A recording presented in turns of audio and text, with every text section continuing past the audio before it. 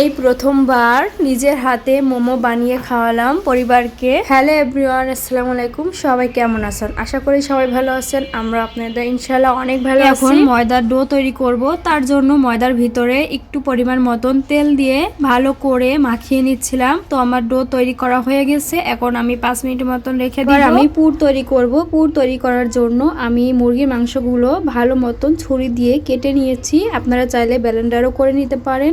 তো এর ভিতরে আমি রসুন কুচি করে দিয়েছি, পেঁয়াজ কুচি করে দিয়েছি, কাঁচামরিচ কুচি করে দিয়েছি, আদা রসুন দিয়েছি, জিরার গুঁড়ো দিয়েছি এবং সাথে সয়া সস দিয়ে ভালো করে মিক্স করে নিয়েছি। তো আমার পুরটা কিন্তু দেখতেই পারতেছেন তৈরি হয়ে গেছে। আমি চুলাতে ফ্রাই প্যান বসিয়ে দিয়েছি। এর ভিতরে হালকা তেল দিয়ে শুকনা মরিচগুলো আমি এখন তেলে নিব। আর যেই পুরটা তৈরি করেছিলাম সেটা একটু তেলে ভেজে নিচ্ছি। এখন যারা কাঁচা খেতে পারেন না তারা আমার মতন এইভাবে হালকা করে একটু ভেজে নিতে পারেন, তাহলে একটা সেন্ট আসে আর খেতেও কিন্তু অনেক মজা লাগে। এখন আমি চিলি অয়েল তৈরি করব। তার জন্য চুলাতে আমি ফ্রাই প্যান বসিয়ে দিয়ে তেল দিয়ে দিয়েছি। তো তেলটা গরম হয়ে গেলে আমি রসুন কুচিগুলো দিয়ে দিচ্ছি। তো এটা এখন আমরা ভালো মতন একটু ভাজি করে নিব, লালচে হওয়ার অপেক্ষায় আছে। তো আমার রসুনগুলো কিন্তু ভাজি হয়ে গেছে, কালারটা চলে আসছে। তো এর ভিতরে আমি শুকনো মরিচের গুঁড়ো দিয়ে দিব।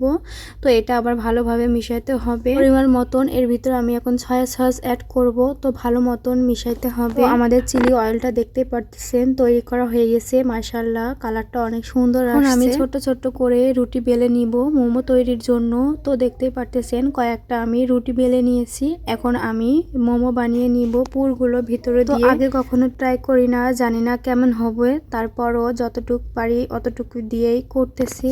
তো প্রথমে 6টা মোমো তৈরি করে ফেললাম। এটা এখন সিদ্ধ দিব। একটা পাতিলে পানি বসিয়ে দিয়েছি, তারপর এর ভিতরে সরপোষ দিয়ে সেই 6টা মোমোগুলো এখন একটা একটা করে দিয়ে দিচ্ছিলাম। সব কয়টা মোমোগুলো দিয়ে দিলাম। এখন আমি ঢাকনা দিয়ে দিব। জানি না সিদ্ধ হওয়ার পর কেমন লাগবে খেতে, কারণ আগে কখনো খায় নাই বা বানায়ও নাই। তো আমার মোমোগুলো কিন্তু সিদ্ধ হয়ে গেছে। এখন আমি ঢাকনা তুলে দেখব যে ভালো মতন সিদ্ধ হয়েছে কিনা।